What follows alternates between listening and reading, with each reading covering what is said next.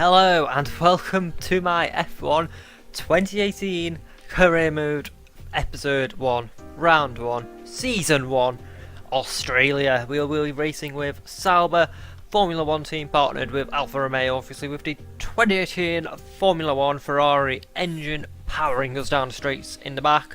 Our teammate will be Charles Leclerc, and why would I pick Marcus Ericsson? As we're just going to go in a little intro we have here into the paddock before we speak to our manager.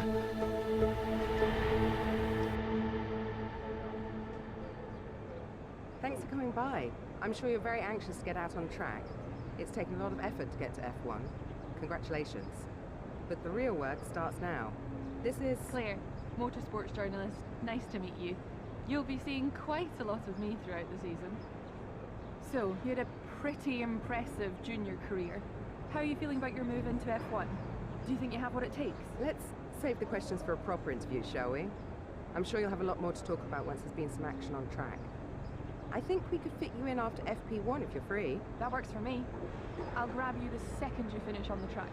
Remember, the relationship you have with the team can be affected by what you say to the media, so be careful.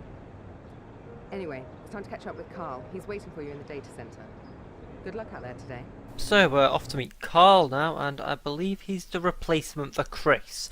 I don't know why they got rid of Chris. I liked Chris. Here's Carl. Welcome to the day. Carl's Australian. Here Great. we've got access to all kinds of information. Can we have including Chris car back? telemetry, I mean, is this weather, Carl's lap times, Chris's tyre brother? wear, the list goes on. Okay, yes. Plus, we've got a direct Yes, link I know. back to the factory. And we do so what we're in Chris constant did. communication with the team there. Just a rip off of Chris, we mate. need you to regularly feedback about areas of the car that are lacking. I and help can do us that. I direct our can feedback resources about in the the car. most productive way. More effort here equals a quicker car. Oh, we need a so quicker it's car. well worth the Pretty effort. slow, I presume. Good luck this season. Thank you, Chris, for. Oh.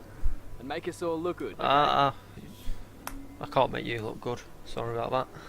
Well, as this is our new laptop, by the looks of it, we've had a big upgrade. First, there's Charles Leclerc Welcome to your new opposite us. team. Okay, shut up, Emma. Sauber is the kind of team that other privateers aspire to be. Yes, everyone wants to be No like matter the Sauber. challenges they face, they rise to the occasion and make it out the other side. Thank you. Yes, we do. As now we're just heading into practice, just going to have a quick overview of what happened in the practice sessions. We started off with the track acclimatization, and it was a good start. We had a bit of a wobble there, which could have ended up in a pretty scary accident, but we managed to save it through there. We kept it all clean for the rest of the lap, and it was a good start to our career. We ended up going purple overall, getting maximum resource points from track acclimatization. As we move on to the tyre wear program, and this was pretty much the same story over here. All went well, maximum purple points, resource points there. As then we move on to the, I forgot which one this was. This was, yes, race pace. That was exactly the same story over with race pace, and we got maximum and purple points. Why am I calling them purple points? Resource points over at the race pace program. As we move on to the fuel management, I believe, and we got purple on that as well. And no, that wasn't that was ERS management. That was fuel management. We got purple on that. On to the quali practice, and we got purple on that as well. We came out of the free practice sessions with absolute maximum 100% resource points, which was absolutely fantastic in my opinion. And that was that for practice, as we just see the resource points that we collected, and it went pretty well. As it's time to head into qualifying.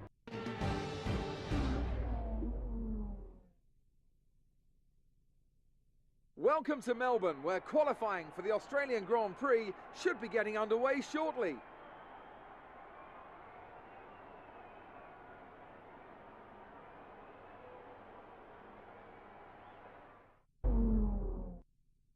So sitting in the garage just before we're going to go out for our first lap, and in fact no, we're going out straight now onto our first lap of the session, our first qualifying lap of the season, of the game. Into turn one we go, cut this as much as we can, get as much exit curb as we can as we open DRS onto the short-ish straight. into one of my favourite corners of the track. I just love this entire section of track. As we come to the end of the lap, this is going to put us P4 ahead of Kevin Magnussen, but maybe Magnussen didn't have a very good lap there because it's quite slow. But obviously other people haven't set their laps yet, so we're probably going to end up, I'd say, around 14th, 15th. But as we head back to the garage now, preparing to go out for our final lap. And as we come out of the garage now for our final lap of the session, it's going well so far. It's not going well at all. We're all the way down in P16 in the drop zone. That is not good at all, as we are going to ride on board for the entirety of this lap. No commentary, you can admire my perfect driving. I will leave this lap unedited, absolutely perfect. I'll see you at the end of qualifying.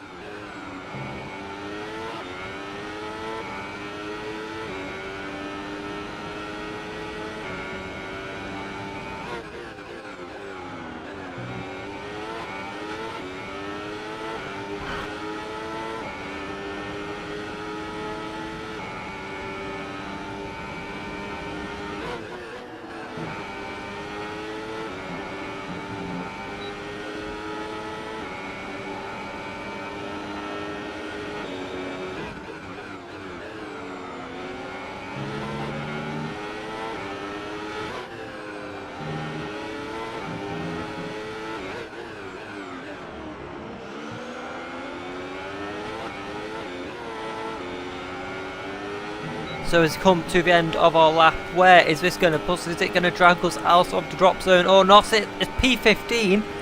That's... oh, is that going to be good enough? I don't think it's going to be. People are going to improve surely.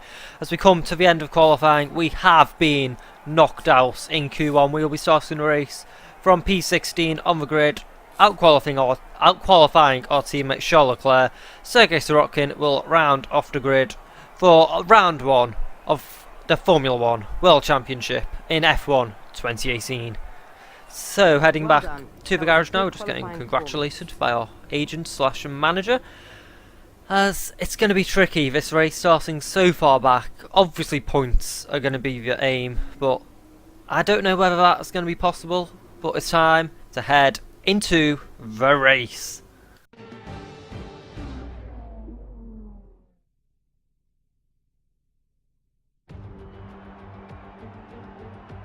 New drivers, new cars and a new Formula One season. But it's the same Albert Park that we've come to know and love for more than 2 decades now that hosts the first round of a 21 race championship, taking us from here in Melbourne, Australia, across the globe before we eventually reach the season finale at Yas Marina Circuit in Abu Dhabi. Here's the track then, 16 corners, 6 to the left and 10 to the right. They make up the 3.3 miles around Albert Park Lake, with turn 1 and 3 providing the best opportunities to pass.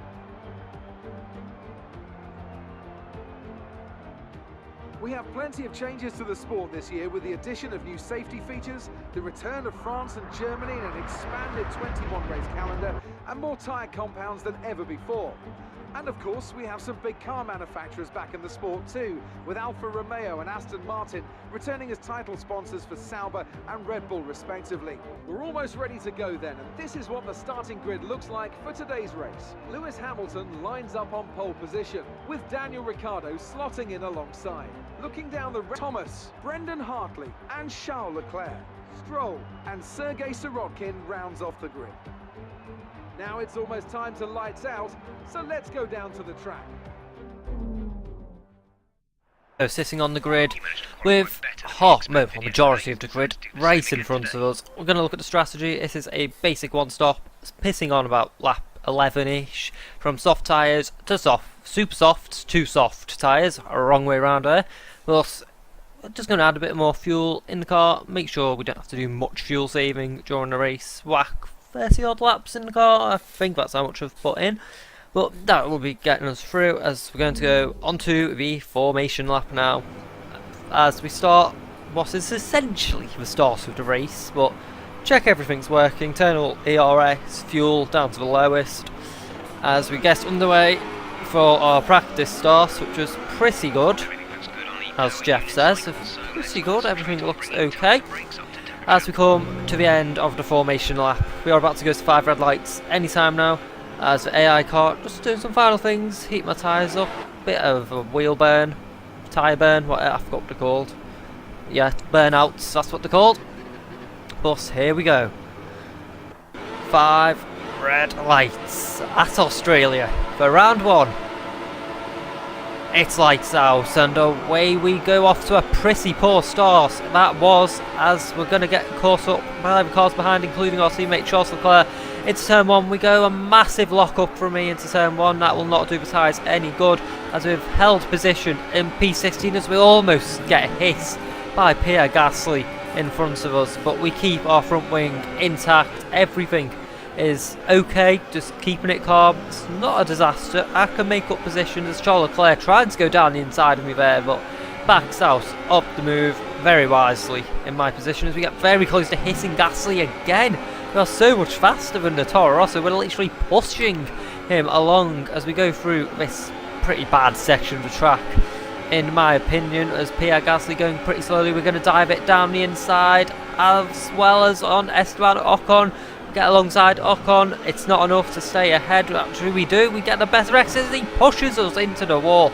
Esteban Ocon not playing game today, as Jeff is congratulating us on our very good start. We're going to dive it down here. Oh, Ocon just cuts us off. This is pushing this car beyond its limits, because we're not as quick as the Force India. As Gasly going to try and go around the outside, as we're not going to leave him any space, and we don't, because why should we?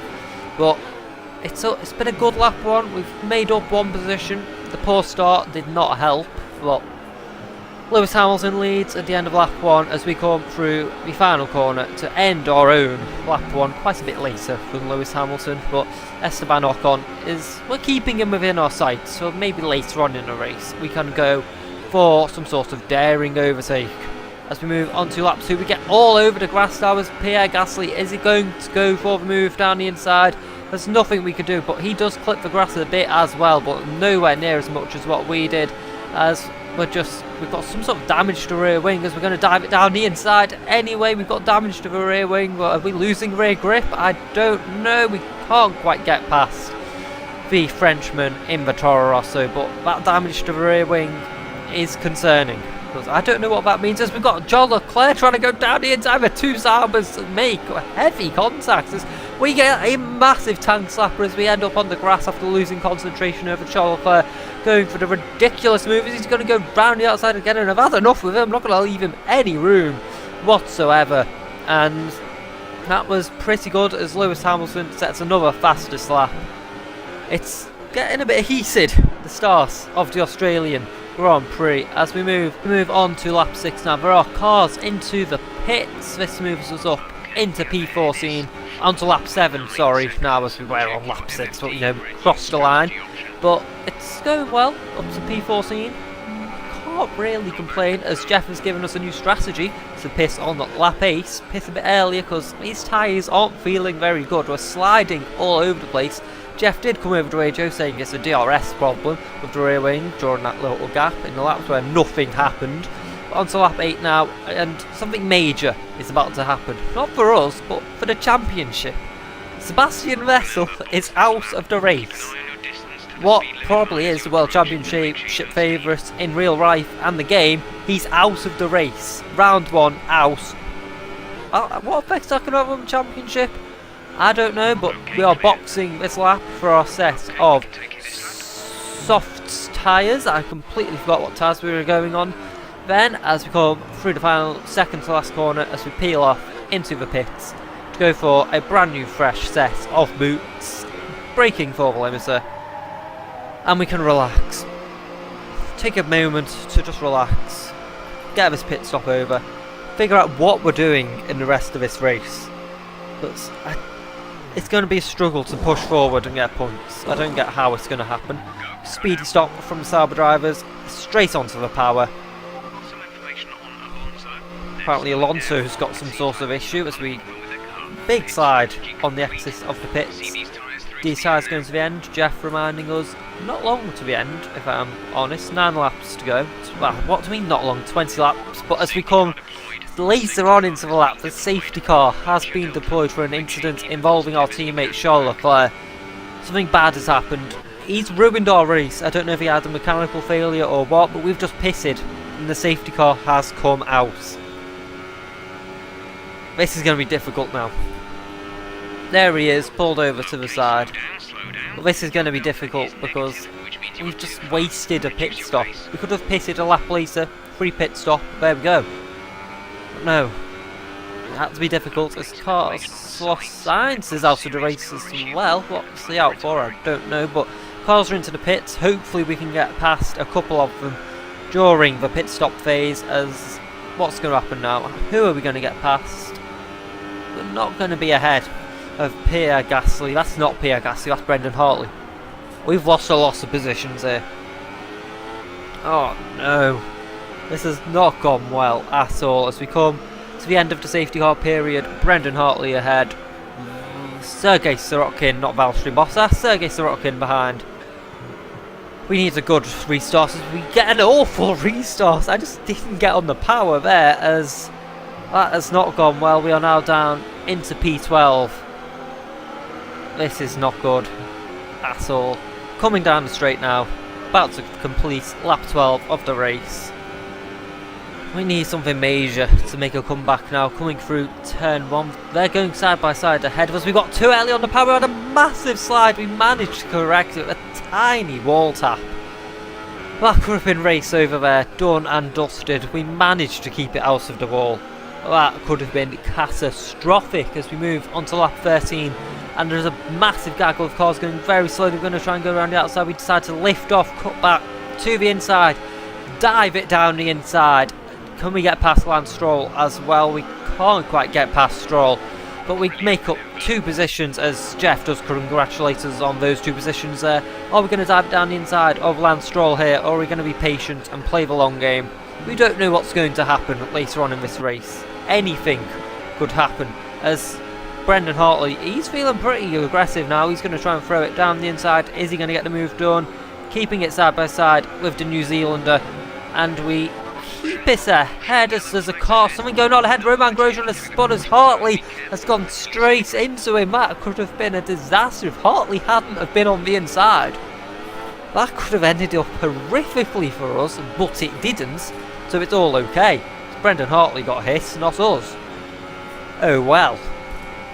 As we come to the end of lap 10 now, and it's all going well at the moment. Is that lap 10 or lap 14? I can't tell.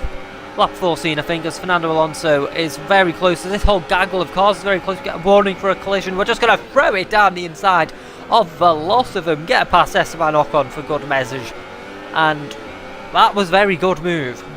Perfect. I'm going to say that was a perfect move from ourselves in the Sauber. The one remaining Sauber, as we don't know what happened to Leclerc, even had a problem or binned it off. I'm saying he had a problem because it's too good to just bin it off. As we come onto lap 12 now, and more cars have come into the pits, and this has put us up into the points. About 4 or 5 cars pitted over those laps with 2 stoppers, and this worked our way up into the points. We are P7 after starting 16th on the grid and getting screwed over by the safety car. 2 stoppers have meant we've worked our way up into P7. Valtteri Bottas and Nico Hülkenberg, I know those 2 pitted, and they're going to be catching up pretty quickly. The rest of them were further back markers. But we're going to the end, presuming nothing else happens. So surely we can finish in the points now. But we head on to lap 24, I think. I'm sorry, it's very small on my laptop screen, but I think it says 24. As Valtteri Bottas, he's just got superior power performance, and he just blasts past on the straight. Nico Hülkenberg is the next car behind us, And I think we'll have the legs on him on the streets. Surely the Sauber is faster than the Renault on the street. It wouldn't make sense if it wasn't, but who knows. As we come on to lap 22, the safety car has been deployed. This is perfect for us. You're probably thinking, how is that perfect? It is. I've got a plan up my sleeve. I was thinking, if the safety car comes out, and it's lap 20 onwards, I'll pit with ultra soft tyres. Using the knowledge that ultra softs will be a lot faster in the closing stages of the race. So I should be able to make these positions back up as we come to the end of the lap. We are into the pits for our ultra soft tyres, which I'm hoping will take us to the end because I haven't used them yet. So we're just going to have to hope these ultra softs make it to the end of the race. If they don't, we're going to look a bit silly because those softs were happy for another 10-15 laps. So as we come to the end of the safety car section now, getting very close to Stoffel Van Dorn's rear wing. We want a better restart than before, and it's already better because we haven't lost a position. The cars are coming into the pits. What? Why are they all pitting when the safety cars just ended? This is going to throw us up in the positions wise, up into P9. Fernando Alonso's still ahead of us, but we're into P9. There's about 5 cars just pitted when the safety car came in. I'm not complaining, but I think that needs to be sorted out, Codemasters, because it's not very good. But oh well, we're up into P9. Fernando Alonso ahead. We should be able to get P8 here. So we almost hit, well, we do hit Fernando Alonso's rear tyre there as we look at the speed difference on the ultra soft tyre with the Ferrari engine. Onto the grass, down the inside we go, getting a move on Fernando Alonso, done, slam dunk, P8 we are now in. Points are going to happen on our debut, presuming we don't crash out or anything, onto lap 25, more cars have come into the pits. What is going on? We are now up into P5. P5 in the Australian Grand Prix. With Nico Hulkenberg not far ahead, could we get P4? Could P4 actually happen? This is crazy stuff on our Sauber Formula 1 debut. A car which I was expecting to finish about P13. We are fighting for P4 against Nico Hulkenberg. I don't think we're going to have the pace to catch him, but I'll give it my all. But as we come to the end of the race, Daniel Ricciardo has won. More importantly, we are going to come from 16th on the grid up into P5. What a debut we have had in the Sauber. Absolutely phenomenal. Brilliant stuff from Red Bull today. What a superb victory. So, Ant, how exactly did they set themselves apart from the pack today? Well, they played the safety car to absolute perfection. There are so many factors to worry about once the race is neutralised. I mean, do you pit for fresh rubber? Do you have the space behind you? How much fuel can you save? If you answer all of those questions correctly, you'll have a good chance. And that's exactly what happened today. And now it's time to wind down and celebrate after that fantastic Grand Prix. Here they come, your top 3, out onto the podium.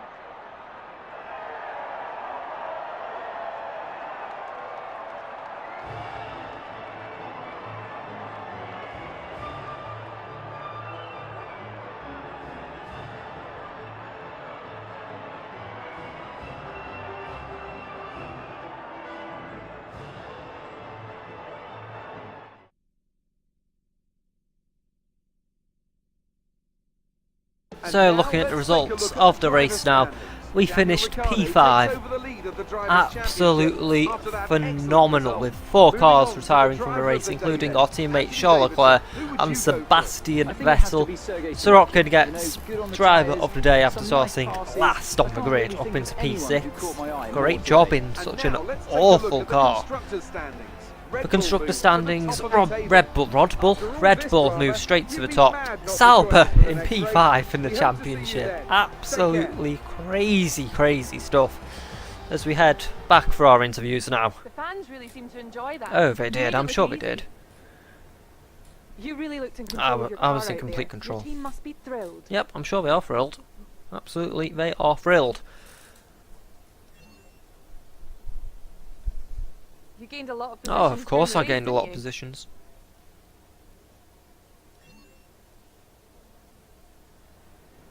Appreciate your time.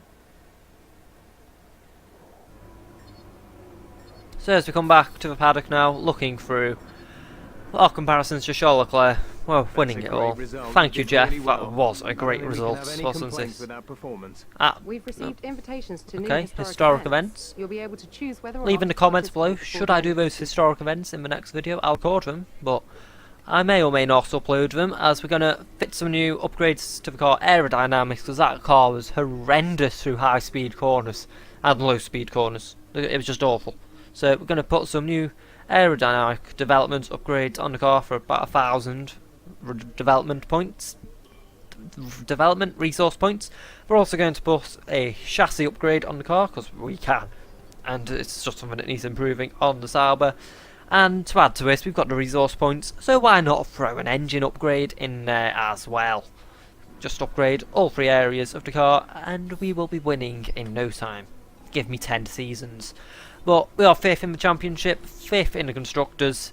What could possibly go wrong here on in? Hopefully no more lucky safety cars, which ruins the racing, but I'm not too bothered as it helped us out that much. But thank you very much for watching this video. Please make sure you like, subscribe, check out my other videos, and goodbye.